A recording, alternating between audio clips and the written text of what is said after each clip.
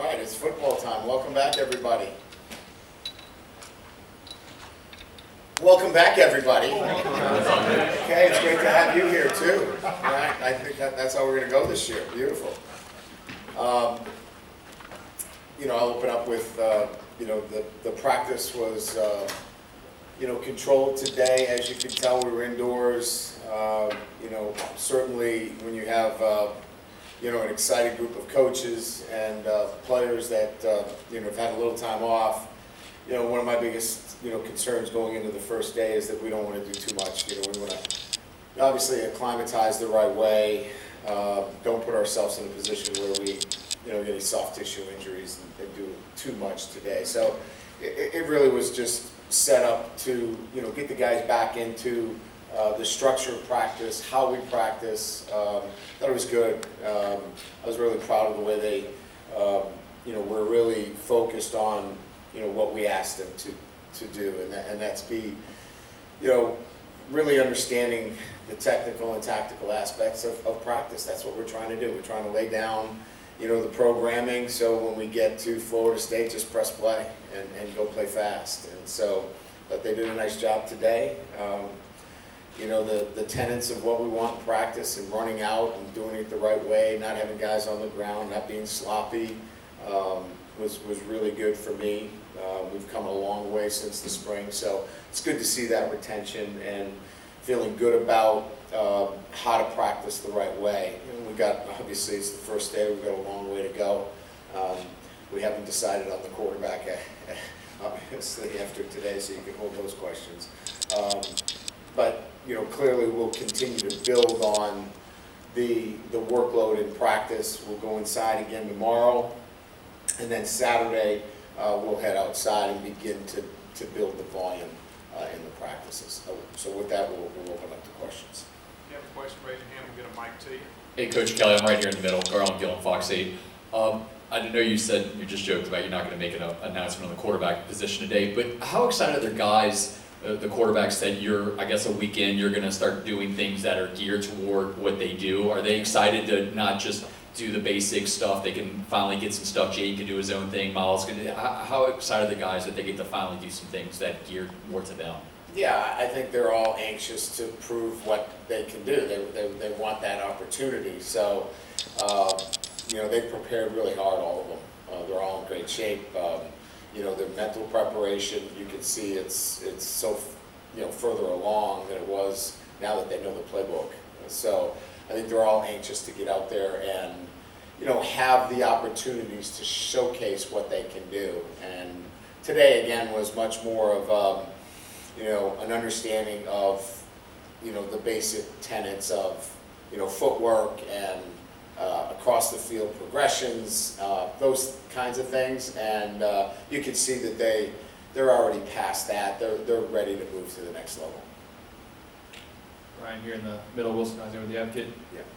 What was the purpose back in the summer of having a mental trainer come in and work with the team like you did? Well, our total preparation is based upon physical preparation, and certainly we all know what that means, right? Certainly the weight room and our nutritionists, work together, as well as Bo Lowry and his staff. That physical component in terms of total preparation is what we're here for, right?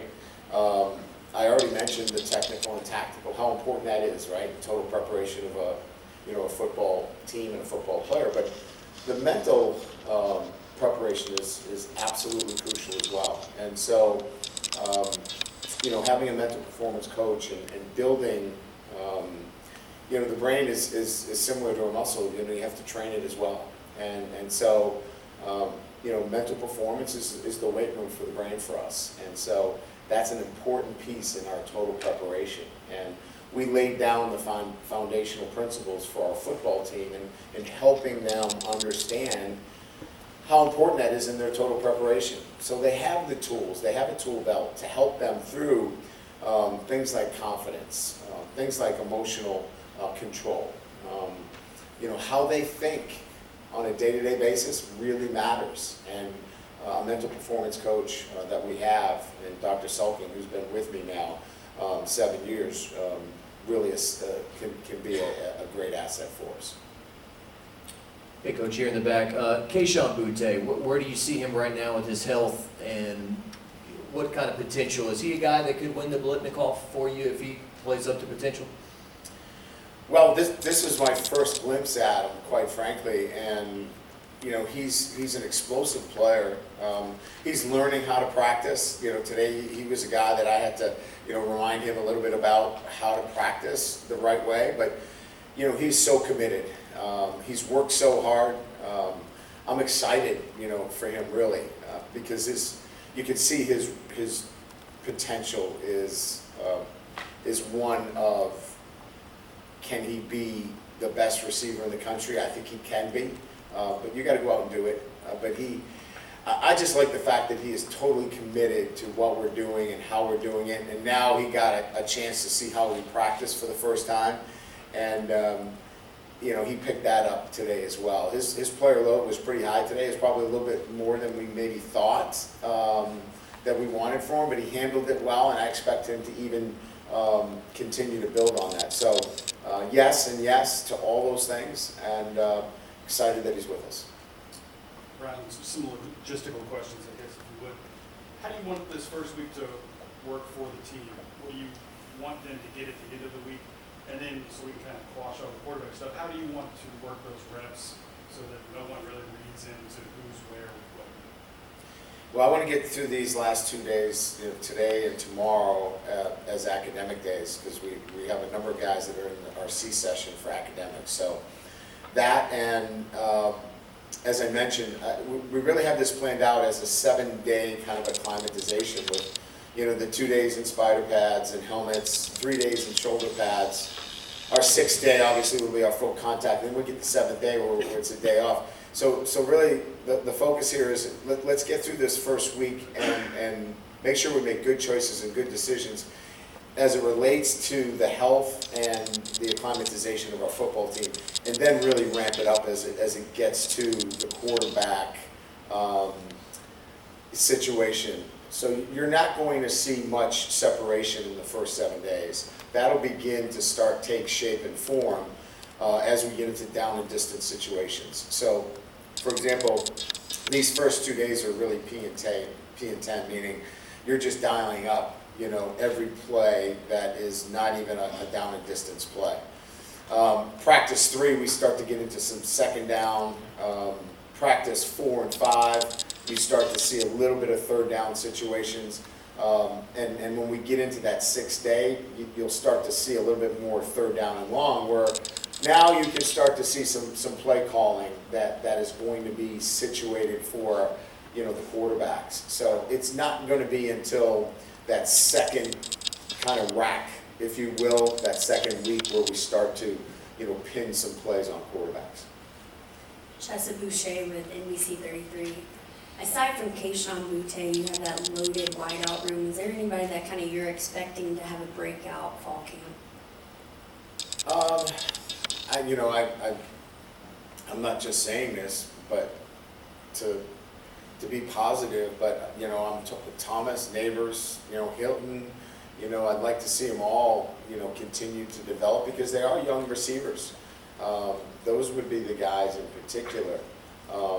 You know, Jenkins has showed some things in spring that we'd like to see him continue to you know, progress in the manner that he has. All those guys are talented, but I really think more than anything else, it's the consistency that we want to see from those guys, that they do it play in and play out and actually practice in and practice out. So consistency and performance is really what we're looking for with that group. If we get that, it'll be a dynamic group. Yeah, Brian, are there any players who, I guess, who can't go full speed in practice right now, or can't hit parking drills, and also Trey Bradford's status, didn't see him on the roster?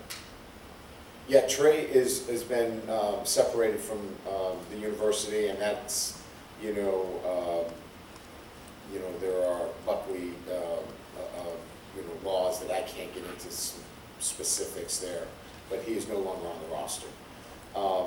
As it relates to practice, Besh is limited. He's coming back, you know, think Tolan, had the discectomy. He's making great progress. Those would be the two guys that are kind of on a pitch count, if you will, if that's, if I can use that phraseology in terms of they're coming along, but they're not quite there yet, but they've made pretty good progress. Hey, Coach Kelly, Glenn Westman, Go247. Just Jared Bernard Converse, we saw him out there, I think, for the first time since he's joined the program. Just update, I guess, on his status and just how important it is for the secondary, particularly that cornerbacks group, to kind of develop some cohesiveness in these first several weeks of camp. Yeah, if I have my notes in front of me, it's one of the things I talked about in our offensive and defensive staff meetings, probably 2 or 3 times about trying to gain some continuity at the cornerback position. So getting him back, getting him out here, he's been a great leader for us. And, we're anxious to see what he can do. Obviously had a great career at Oklahoma State. We expect that to continue here. I had a good summer. He's healthy.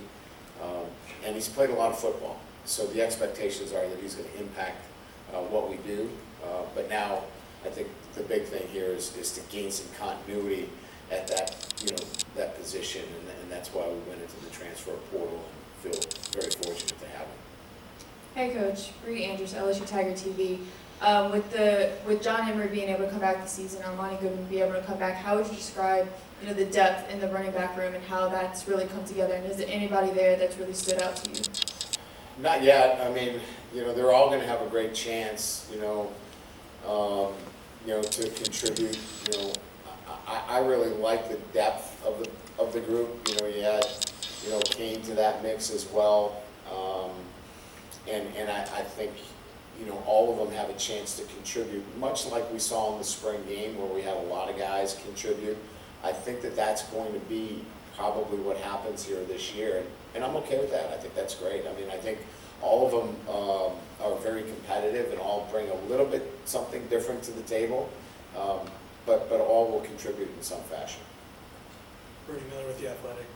Martinez, Dellinger are two guys who've kind of cross-trained a good bit. I guess where are they kind of mainly focusing on right now on the line, and where could they be? Yeah, that's a good question. Brad and I were kind of, having a conversation about it even during practice, because there's a lot of moving parts there with, Dellinger's at guard. We want to see him at center a little bit. You saw Frazier at guard with Bradford, but, Frazier could play tackle as well, and so we've paired them up on the right side because we think that they're interchangeable. We like the fact that Bradford's got really good feet, but Frazier's got some length. So long story short, as it relates to the specifics of your question, those guys you're going to be center guard combinations right now, but I think it's important that there's some flexibility here for the first 2.5 weeks, and we'll build, the starting 5, and then, finding the rotation, where you have, your tackles solidified, the center position, and then I think we've got some really good depth, that's building in this unit. But I think it's going to take a little while for it to kind of pan out over the next couple of weeks. Hey Coach, Jason Lejeune from Gridiron Football.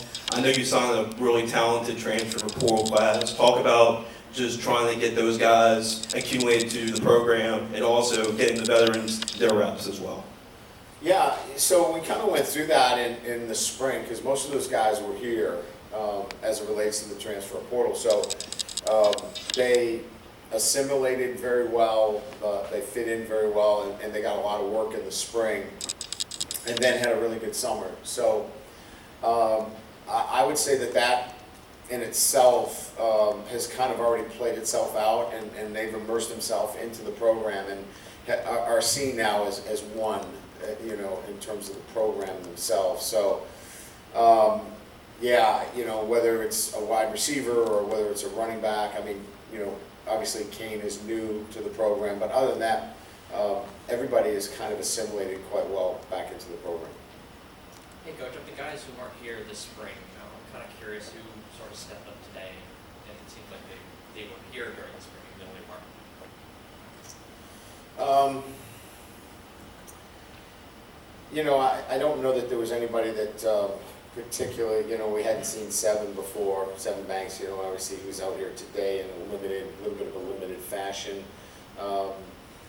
But, you know, obviously, you know, having Perkins out here today, you know, you get a flash and see him. I was over watching tackling drills, and, you know, he's got a suddenness to him, you know, that's quite different than some of the other players.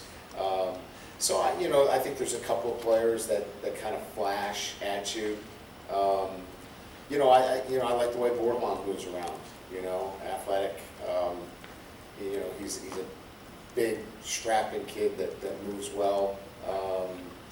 Emery, the local kid from Catholic, Emery Jones, he's a big physical kid too.